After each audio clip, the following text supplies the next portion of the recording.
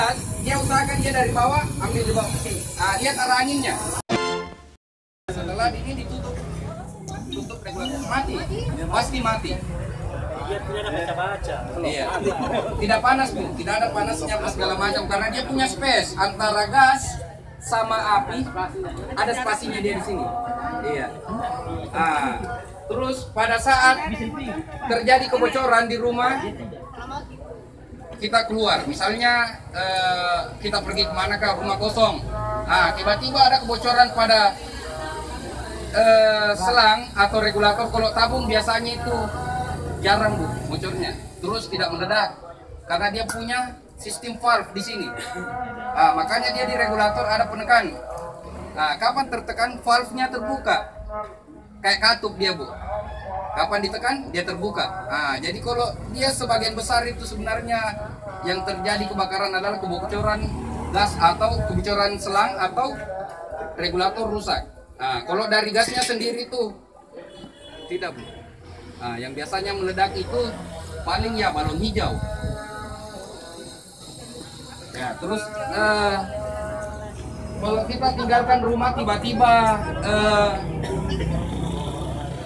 penuh gas di dalam rumah, ini dampaknya sebenarnya pada saat gas sudah penuh di dalam rumah. Tiba-tiba kita nyalakan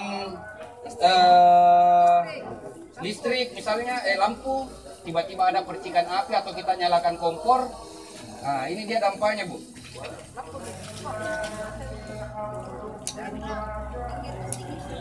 Ini posisinya dia gas sudah berada di dalam rumah.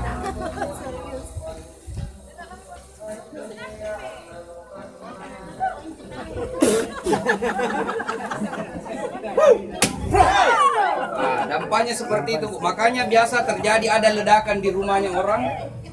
Dibilang tabung meledak, bukan sebenarnya tabung. Gas yang sudah penuh di dalam rumah, tiba-tiba ada, misalnya kita nyalakan kompor atau kita nyalakan lampu, itu dampaknya. Lanjut Bu, untuk penanganan tabung yang bocor setelah kita tangani, jangan sekali-sekali membuang tabung ke dalam air. Atau misalnya biasa yang masih punya sumur, buang tabung yang kondisi masih menyala, dibuang ke sumur. Itu nggak bisa.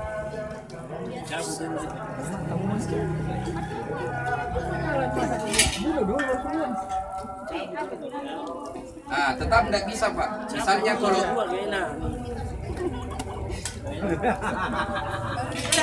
kita lihat, misalnya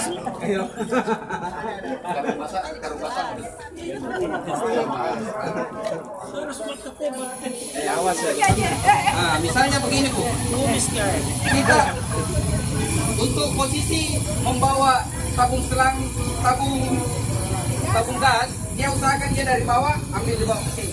Lihat arah anginnya. Jangan sekali-sekali membuang tabung ke dalam air. Dia masih menyala Pak. Setelah seperti ini, dia akan mati. Ini dampaknya masih bahaya. Kalau kita kasih api, otomatis dia menyala.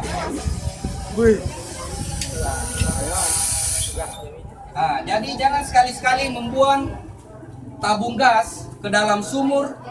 Misalnya dia mati, tapi masih ada tekanan, masih ada gas di dalam ini.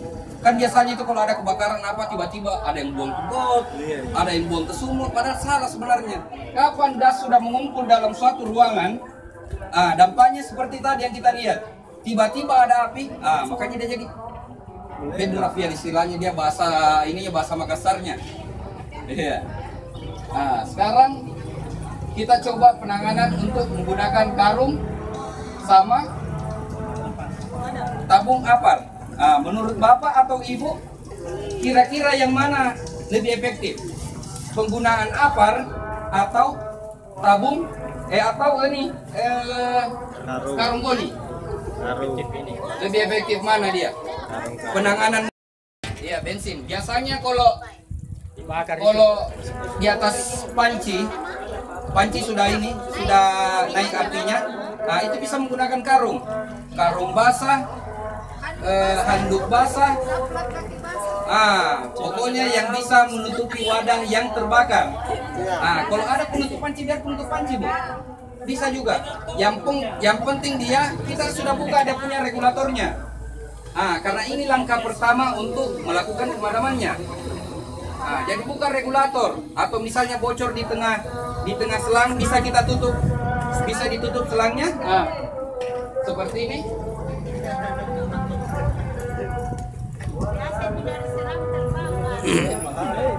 Mundur sedikit. Jadi misalnya dia kalau ada kebocoran selang. Mundur sedikit, mundur sedikit.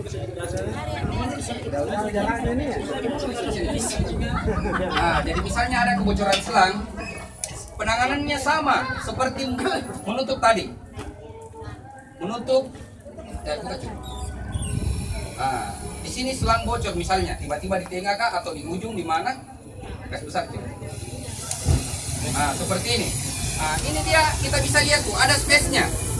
Ada spasi antara api sama gas. Ditutup. Jangan ragu untuk menutup gasnya. Setelah kita tutup regulator. Kalau dia tidak punya pengatur tekanan, bisa langsung cabut. Kalau api sudah membesar pada posisi di wajan kompor tetap dari sini kita lakukan penanganan. Ya, dicabut dulu. Cabut aman. Cabut aman.